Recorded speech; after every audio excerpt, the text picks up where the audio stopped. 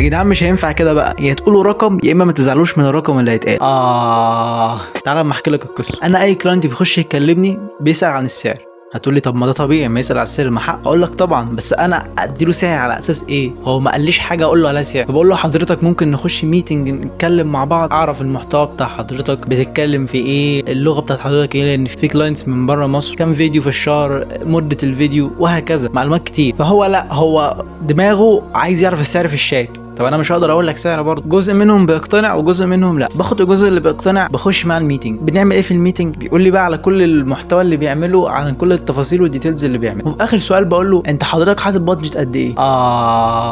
وهنا العميل سيسكت قليلا. هيقول لي طب ما انا مش حاطط بادجت. طب حضرتك داخل تتكلم معايا على اساس ايه؟ انا بحب الناس اللي حاطه سيستم قدامها وعارفه هي بتعمل ايه. كل الناس اللي دخلت معاهم ميتنج كلهم، مش هقول لك اغلبهم، كلهم مش حاطين بادجت. اسالهم السؤال ده يقول لي لا مش حاطين بادجت. هنا بينقسموا قسمين. قسم هو حاطط بادجت فعلا بس مش عايز يقول لي الرقم لان ممكن اقول له رقم اقل فهو كسبان. والقسم الثاني هو فعلا مش حاطط بادجت بس انا لما بقول له رقم يتخض. عشان كده يا جماعه الخير، الايديت ده كرييتيف، محتاج حد كرييتيف، محتاج حد مبدع، محتاج حد فاهم الشغلانه بجد. فمعلش اللي مش حاطط بادجت او مش حاطط بادجت كمان كويسه بعتذر ليه تاني، ما يضيعش وقته معاك. طالما انت خدت القرار ودخلت تكلمني يبقى ان شاء الله هنتكلم في ميتنج وهنتكلم عن كل التفاصيل. ما تنساش في الاخر لو محتاج فيديو اديتور تترددش وابعت لي على طول، هكون في خدمتك في اي وقت. بس كده، كان معاك زيكو، سلام.